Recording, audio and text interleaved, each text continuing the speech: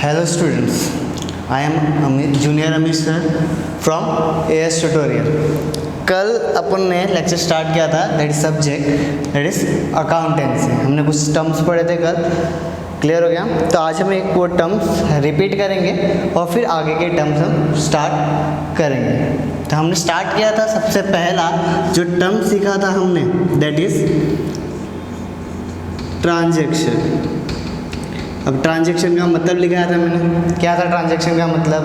Transaction का मतलब यही होता है कि दो जन अपने में डीलिंग कर रहे हैं. That is exchange of goods and services between two person और टू पार्टी विथ मनी और मनी वर्थ. उसको हम क्या बोलते हैं ट्रांजैक्शन. फिर ट्रांजैक्शन के दो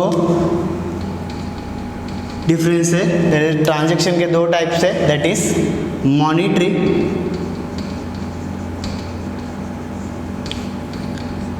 ट्रांजैक्शन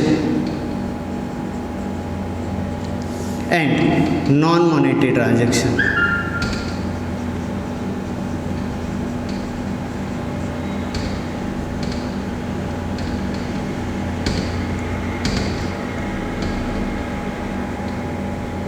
मॉनेटरी ट्रांजैक्शन का मतलब क्या है? जैसे कि इसका नाम ही बोल रहा है दैट इज मनी.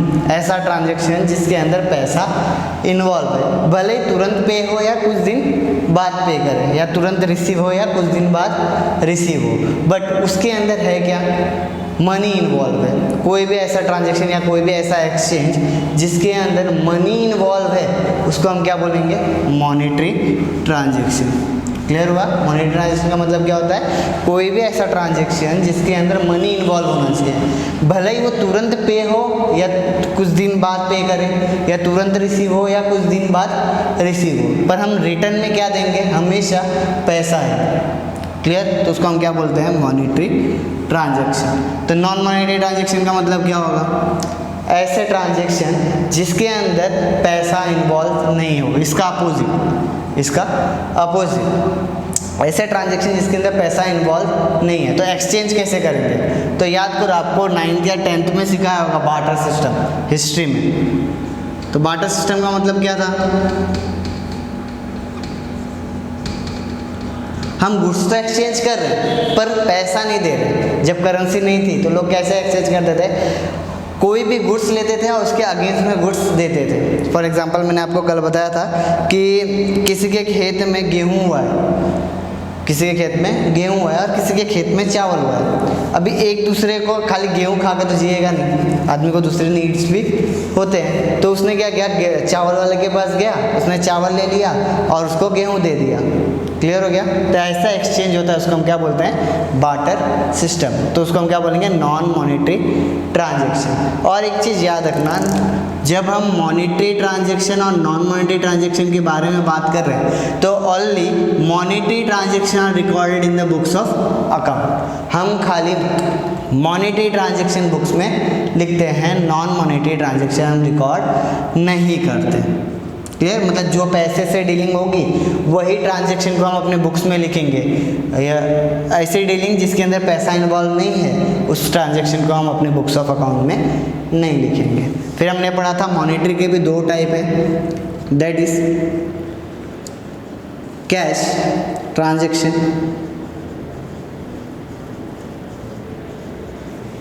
अब कैश ट्रांजैक्शन का मतलब पढ़ा था हमने. कैश ट्रांजैक्शन का मतलब क्या होता है? ऐसे ट्रांजैक्शन जिसके अंदर पैसा भी इन्वॉल्व है और वो पैसा इमीडिएटली मिल रहा है या हम पे कर रहे हैं. ऐसे ट्रांजैक्शन को हम क्या बोलेंगे? Cash transaction. क्लियर? फिर नेक्स्ट वन है क्रेडिट ट्रांजैक्शन. क्रेडिट ट्रांजैक्शन का मतलब क्या होगा? इसके अंदर पैसा तो इन्वॉल्व है बट उसमें हमको इमीडिएटली पेमेंट मिल नहीं रहा है या हम किसी को पे नहीं कर रहे हैं. इसमें पैसा इन्वॉल्व है मतलब पैसा कुछ दिन बाद मिलेगा, लेटर डेट पे या तो फ्यूचर डेट पे. क्लियर हो गया? उसको हम क्या बोलते हैं? Credit transaction. क्लियर? ये तो बात हमने कल पढ़ा था. ट्रांजैक्शन के दो टाइप, मॉनेटरी नॉन मॉनेटरी. फिर मॉनेटरी के भी दो टाइप, कैश ट्रांजैक्शन और क्रेडिट ट्रांजैक्शन. आज हम कुछ नए टर्म सीखेंगे. दैट इज सबसे पहला है टर्म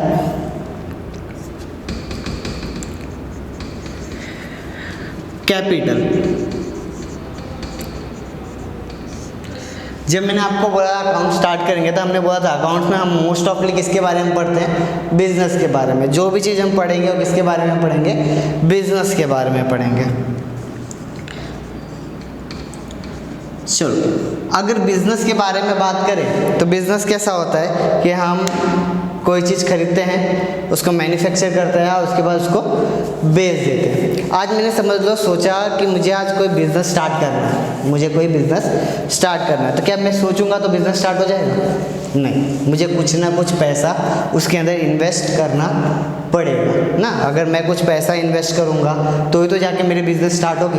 तो कोई भी ओनर जो बिज़नेस का मालिक है वो अपने बिज़नेस में पैसा इन्वेस्ट कर रहा है, जो पैसा इन्वेस्ट कर रहा है उसको हम क्या बोलते हैं, कैपिटल। क्लियर हो गया? इसका डेफिनेशन मैं बोलता हूँ, any amount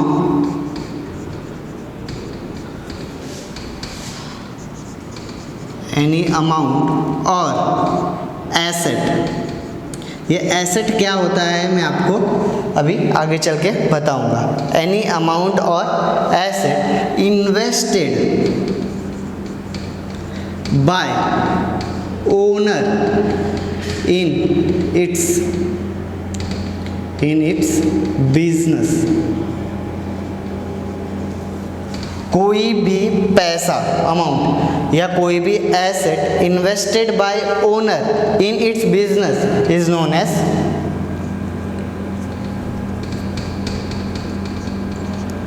as capital.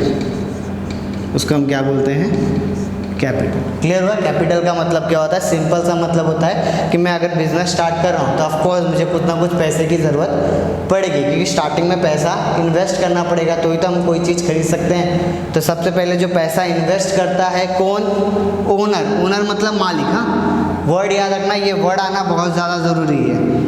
Clear? अगर ओनर अपने बिजनेस में पैसा इन्वेस्ट कर रहा है, इन्वेस्ट मतलब पैसा डाल रहा है, तो उसको हम क्या बोलेंगे, कैपिटल। क्लियर हो गया? अब एसेट के बारे में बात करें तो एसेट क्या होता है, कोई भी प्रॉपर्टी। अगर मेरे को बिजनेस के लिए सबसे पहले क्या चाहिए, बिल्डिंग चाहिए, तो बिल्डिंग क्या है मेरे लिए, एसेट है। क्लियर हो गया? बेंच, अगर कोई भी सामान चाहिए जैसे फैन चाहिए, एसी चाहिए, वो सारी चीज़ें क्या है, एसेट। ऐसा कोई भी चीज़ अगर वो बिजनेसमैन अपने बिजनेस में ला रहा है तो उसको हम क्या बोलेंगे, कैपिटल। क्लियर हुआ? कैपिटल का मतलब क्लियर क्या होता है, कोई भी अमाउंट या कोई भी asset which is invested by owner. ये ओनर वर्ड बहुत ज़्यादा ज़रूरी है। अगर ओनर इन्वेस्ट नहीं करेगा, कोई और इन्वेस्ट करेगा तो वो इन्वेस्टमेंट हो जाएगा।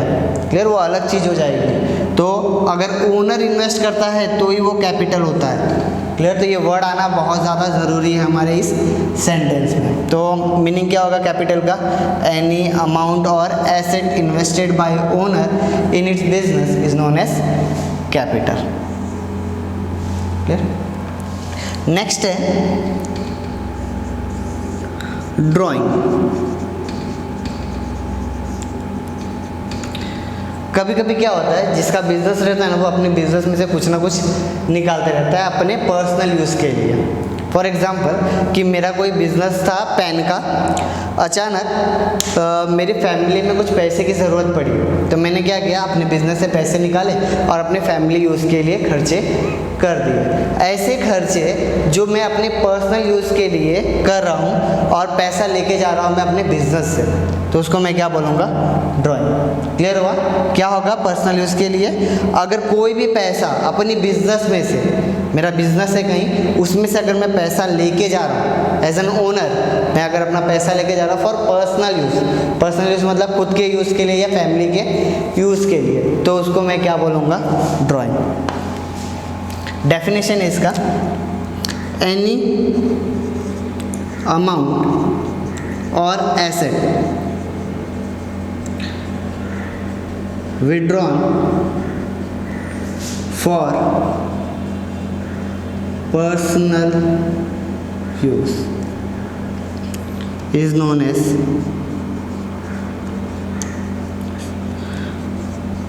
ड्राइंग। क्या बोला मैं कि कोई भी पैसा, कैश बोल सकते हैं हम, या कोई भी एसेट, जैसे मैंने बोला ना एसेट का मतलब क्या होता है कि घर की कोई भी प्रॉपर्टी है, कोई भी प्रॉपर्टी होती है उसको हम क्या बोलते हैं, एसेट। घर पे समझ लो मेरे फैक्ट्री में 3-4 एसी पड़ी थी, ऐसी पड़ी थी, लगी हुई थी, पर ज़रूरत उतनी नहीं थी, तो मैंने क्या किया, एक एसी अपने फैक्ट्री में से या बिजनेस में से निकाल के अपने घर लेके गया, अपने घर के यूज़ के लिए। तो उस चीज़ को हम क्या बोलेंगे, ड्राइंग। क्लियर हुआ? फिर समझ लो कि मेरा बिजनेस है और मैंने बिजनेस से पैसा निकाला और अपने भाई का ट्यूशन फीस भर दिया, तो वो भी क्या होगा, ड्राइंग। क्योंकि ये सारे जो खर्चे हैं ना वो मैं किसके लिए कर रहा हूँ, अपने पर्सनल यूज़ के लिए, तो उसको हम क्या बोलेंगे, ड्राइंग। कोई भी पैसा अगर ओनर अपने बिजनेस से निकाल रहा है तो उसको हम क्या बोलेंगे, ड्राइंग। क्लियर हो गया? इसमें भी वर्ड पर्सनल यूज़ होना ज़रूरी है। अगर पर्सनल यूज़ के लिए रहेगा तो ही वो चीज़ ड्राइंग रहेगी, अगर ऑफिस यूज़ के लिए रहेगा तो वो हम लोग का खर्चा हो जाएगा।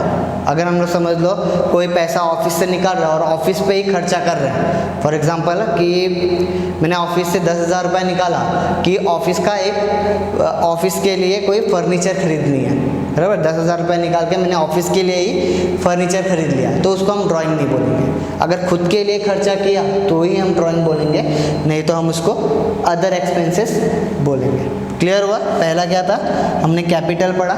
कैपिटल का मतलब क्या होता है, जब हम बिजनेस स्टार्ट कर रहे हैं उसके अंदर जो भी पैसा इन्वेस्ट करता है ओनर, वर्ड याद रखना, ओनर, उस चीज़ को हम क्या बोलेंगे, कैपिटल। नेक्स्ट हमने ड्राइंग पढ़ा। ड्राइंग का मतलब क्या होता है कि जैसे वो पैसा इन्वेस्ट कर रहा है वैसे वो पैसा कुछ लेके भी जा रहा है। अगर वो लेके जा रहा है पैसा फॉर हिज पर्सनल यूज़ तो उसको हम क्या बोलेंगे, ड्राइंग। क्लियर हो रहा है वर्ड? नेक्स्ट हम पढ़ते हैं, कल मैंने आपको एक चीज़ बढ़ाई थी, दैट इज बिजनेस कैसे चलता है।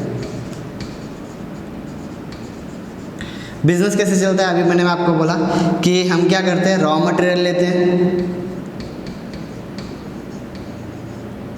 रॉ मटेरियल का मतलब मैंने आपको कल बताया था, दैट इज कच्चा माल। जो प्रोडक्ट बनने से पहले जो चीज़ होती है उसको हम क्या बोलते हैं, रॉ मटेरियल। जैसे फॉर एग्जांपल मैंने आपको बताया था कि ये मार्कर है, मार्कर के पहले जो प्लास्टिक था, मैंने किसी कंपनी से प्लास्टिक खरीदा, वो क्या हो जाएगा मेरे लिए, रॉ मटेरियल। जो भी प्रोडक्ट मैं बना रहा उसके पहले जो मटेरियल होता है उसको हम क्या बोलते हैं, रॉ मटेरियल। तो कंपनियां क्या करती है, पहले रॉ मटेरियल खरीदती है, दैट इज कच्चा माल खरीदती है, उसके बाद उसको मैन्युफैक्चर करती है,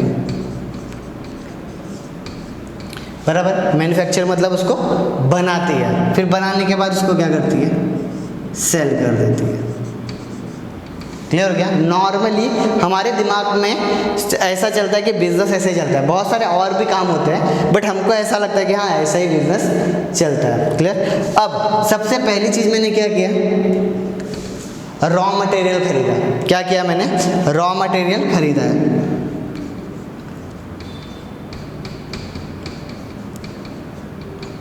दैट इज परचेज किया हुआ है। अब जब मैं परचेस करने गया ना तो मेरे पास दो ऑप्शन था। अब वो दो ऑप्शन क्या था, या तो मैं कैश में खरीदूं, पूरा का पूरा पैसा मैं उसको दे दूं, जितने का मैंने परचेस किया हुआ है रॉ मटेरियल, पूरा का पूरा पैसा मैं क्या करूँ, उसको दे दूँ। तो अगर मैं उसको तुरंत का तुरंत पैसा दे देता तो हम दोनों में कोई रिलेशन नहीं रहेगा। रिलेशन इन सेंस, अगर समझ लो मैं राशन की दुकान में जा रहा हूँ, मैंने राशन खरीदा और राशन वाले को मैंने पैसा दे दिया, तो क्या मेरा अपना बुक खोल के मेरा नाम लिखेगा? क्या ज़रूरत है, उसको उसका पैसा मिल गया, मुझे मेरा मटेरियल मिल गया, बस काम खत्म। तो अगर हम कोई भी ट्रांजेक्शन कैश में कर रहे हैं तो हम दोनों में कोई रिलेशन नहीं बनेगा। उसको उसका पैसा मिल गया, मुझे मेरा प्रोडक्ट मिल गया, बस हम अपने अपने घर। क्लियर हो गया? अगर कोई भी ट्रांजैक्शन जो कैश में हो रहा है तो उसमें कोई रिलेशन बनता नहीं है। पर अगर मैंने उधार में खरीदा, दैट इज क्रेडिट। मैंने आपको बताया था क्रेडिट का मतलब क्या होता है, उधार। अगर मैंने उधार में खरीदा है तो सबसे पहले क्या करेगा, देने के बाद, मुझे मटेरियल देने के बाद, वो कौन सा राशन वाले के दुकान पे गया मैंने, मैंने उसको बोला मैं आपको 10 दिन बाद पैसा दूंगा, तो वो क्या करेगा, अपना एक चोपड़ी खोलेगा, चोपड़ी के अंदर नाम लिखेगा मेरा कि हाँ अमित शर्मा ने इतना इतना मटेरियल लेके गया, तो हम दोनों में रिलेशन बनेगा। क्यों? क्योंकि अब उसको याद नहीं रहेगा मैंने किससे से पैसा लेने का है, तो उसने क्या किया, अपना चोपड़ी खोला और मेरा नाम लिखा, तो हम दोनों में जो रिलेशन बनेगा। क्योंकि जब भी हम उधार में खरीदेंगे तो हमारा रिलेशन बनता है, उस रिलेशन को हम बोलते हैं क्रेडिटर। क्या बोलते हैं? क्रेडिटर। क्रेडिटर मतलब, अब सिंपल सा बात है, क्रेडिटर का मतलब क्या होगा, अगर एक चीज़ और याद रखना, जब भी हम अकाउंट्स पढ़ रहे हैं, हम अपने आप को बिजनेसमैन समझेंगे हमेशा। जब भी हम पढ़ेंगे तो हम अपने आप को क्या समझेंगे? बिजनेसमैन। अब समझ लो मैंने परचेस किया हुआ है, तो मुझे क्या करना पड़ेगा, इसको पैसा देना पड़ेगा। क्रेडिटर को क्या करना पड़ेगा? पैसा देना पड़ेगा। तो क्रेडिटर क्या होते हैं? क्रेडिटर ऐसे पर्सन होते हैं जिनको बिजनेस को पे करना पड़ता है। क्या करना पड़ता है? पे करना पड़ता है। क्यों पे करना पड़ता है? क्योंकि हमने उससे परचेस किया हुआ है। क्या परचेस किया हुआ है? गुड्स एंड सर्विसेज, वो भी क्रेडिट में। तो क्रेडिटर का मतलब क्या होगा? Creditor are those person to whom business has to pay. क्यों पे करना है? क्योंकि हमने उससे क्या किया हुआ है? परचेस किया हुआ है। क्या परचेस किया होगा? Of course goods and services on credit. Clear हुआ क्या होता है क्रेडिटर का मतलब? क्रेडिटर का मतलब सिंपल सा है कि बिजनेस को उसको पे करना है। क्यों पे करना है भाई? क्योंकि हमने उससे परचेस किया हुआ है। क्या परचेस किया हुआ है? गुड्स एंड सर्विसेज, वो भी क्रेडिट में। कैश में किया होता तो कोई ज़रूरत नहीं था, क्योंकि पैसा मिल गया तो हमें एक दूसरे को याद रखने की ज़रूरत नहीं है। पर उधार में है तो याद रखने की ज़रूरत है। तो उस याद को हम क्या नाम देते हैं? उस पर्सन को क्या नाम देंगे हम? क्रेडिटर। क्या? क्रेडिटर का मतलब मैं बोलता हूँ, क्रेडिटर का क्या होगा मतलब?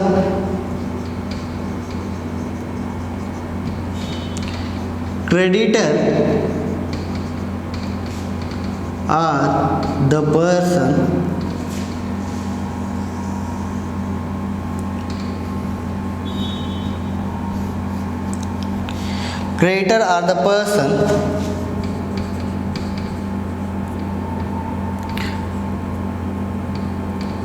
to whom business has to pay for getting goods and services on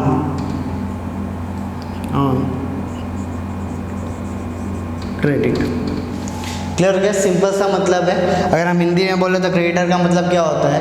creditor का मतलब जिसको बिजनेस को पे करना है। क्या करेगी? बिजनेस को पैसा पे करेगी।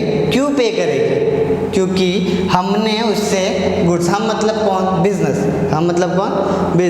बिजनेस ने उससे कुछ खरीदा है। क्या खरीदा है? तो goods and services on credit. अब क्रेडिट लिखना बहुत ज़रूरी है, क्योंकि तो ही जाके रिलेशन बनेगा, दैट इज क्रेडिटर। अगर हम उधार में नहीं खरीद रहे हैं, कैश में खरीद रहे हैं, तो कोई रिलेशन बनेगा ही नहीं। अगर उधार में खरीद रहे हैं तो हमारा रिलेशन बनता है, दैट इज क्रेडिटर। क्लियर हो गया? तो क्रेडिटर का मतलब क्या होता है? Creditor are those person to whom business has to pay for getting goods and services on credit। Clear हुआ? वह फिर से रिपीट कर लेते हैं अपन ने क्या क्या पढ़ा हुआ है। दैट इज कैपिटल का मतलब क्या होता है? जब भी हम कोई बिजनेस स्टार्ट कर रहे हैं तो उसके अंदर जो भी मनी की ज़रूरत पड़ती है, अगर ओनर इन्वेस्ट कर रहा है पैसा, तो उस पैसे को हम क्या बोलेंगे? कैपिटल। क्लियर हुआ? फिर कभी कभी क्या होता है, ओनर को पैसे की ज़रूरत पड़ती है फॉर इज पर्सनल यूज़ मतलब घर के लिए या फैमिली के लिए या खुद के लिए पैसे की ज़रूरत पड़ती है। तो कोई भी पैसा या कोई भी एसेट ओनर अपने बिजनेस से लेके जा रहा है, तो उस चीज़ को हम क्या बोलेंगे? Drawing. For his personal use होना बहुत ज़्यादा ज़रूरी है। ये वर्ड आएगा तो ही वो ड्राइंग होगा। क्लियर हो गया। अगर ऑफिस के लिए लेके जा रहा है तो हम उसको ड्राइंग नहीं बोलेंगे, हम उसको एक्सपेंसेस बोलेंगे। क्लियर हो गया। उसके बाद हमने पढ़ा क्रेडिटर क्या होता है। क्रेडिटर का मतलब क्या होता है? क्रेडिटर का मतलब होता है वो ऐसे पर्सन है जिसको बिजनेस को पे करना है। बिजनेस क्या करेगी? पे करेगी उसको। क्यों पे करेगी? ऑफ कोर्स क्योंकि हमने उससे कुछ परचेज किया हुआ है, वो भी ऑन क्रेडिट। क्लियर हुआ। फिर जैसे कि मैंने आपको बोला, हम जब परचेज कर रहे हैं तो हमारे पास दो ऑप्शन है, कैश एंड क्रेडिट। तो और तब हमारा जाकर रिलेशन बनेगा, दैट इज क्रेडिटर। क्लियर। वैसे ही जब हम सेल्स कर रहे हैं, बेच रहे हैं, तब भी हमारे पास दो ऑप्शन है, या तो हम कैश में बेचें या तो हम उधार में बेचें। क्लियर हो गया। कैश या क्रेडिट में। अगर हमने कैश में बेचा तो सेम चीज़, कोई रिलेशन नहीं, पैसा हमको मिल गया, हमने उनको प्रोडक्ट दे दिया, अब हम दोनों में कोई वो रिलेशन नहीं रहेगा। क्या ज़रूरत है एक दूसरे को याद रखने की? पैसा मिल गया तो एक दूसरे को बोल जाने का। बट अगर मैं उधार में बेच रहा हूँ, उधार में बेच रहा हूँ, तो जाके हमारे में रिलेशन बनेगा, क्योंकि तब मुझे याद रखना पड़ेगा कि मैंने किसको बेचा है और कितना पैसा लेना बाकी है। क्लियर हो गया। अगर याद नहीं रखूँगा तो मैं तो डूब जाऊँगा, बराबर। तो हमेशा जब हम क्रेडिट में बेच रहे हैं तो हमारे में रिलेशन बनेगा, उस रिलेशन को हम बोलते हैं डेटर्स। ये पढ़ने में डेप्टर्स लगता है, पर हम बोलेंगे कैसे, प्रोनाउंस कैसे करेंगे? डेटर्स। क्लियर हो गया। अब डेटर्स का मतलब क्या होगा? अब डेटर्स में हमने क्या किया? क्रेडिटर में हमने परचेज किया था तो हमको पे करना था।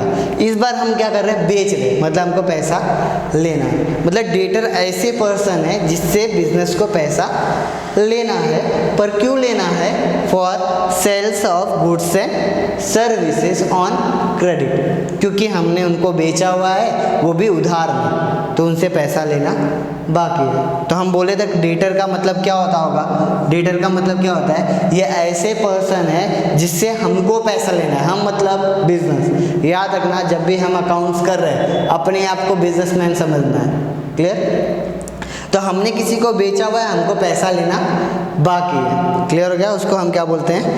डेटर, जिससे पैसा हमको लेना बाकी है। हमको मतलब बिजनेस, तो हमको जो पैसा लेना बाकी है, क्यों लेना बाकी है? क्योंकि हमने उसको बेचा है, वो भी उधार में, तो उससे पैसा लेना बाकी है। तो उस पर्सन को हम क्या बोलते हैं? डेटर। फोर्थ है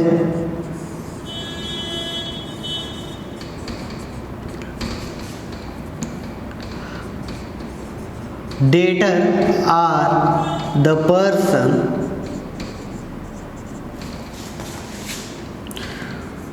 from whom business has to receive for getting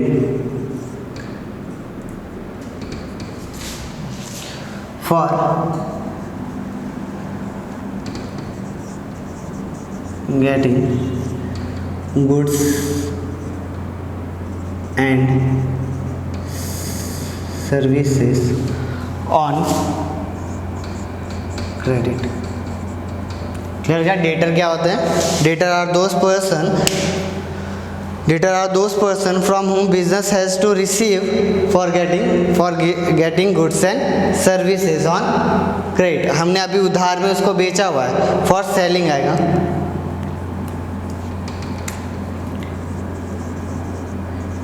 selling goods and services on credit. तो डेटर ऐसे पर्सन है जिसको हमने बेचा हुआ है गुड्स और उनसे पैसा लेना बाकी है।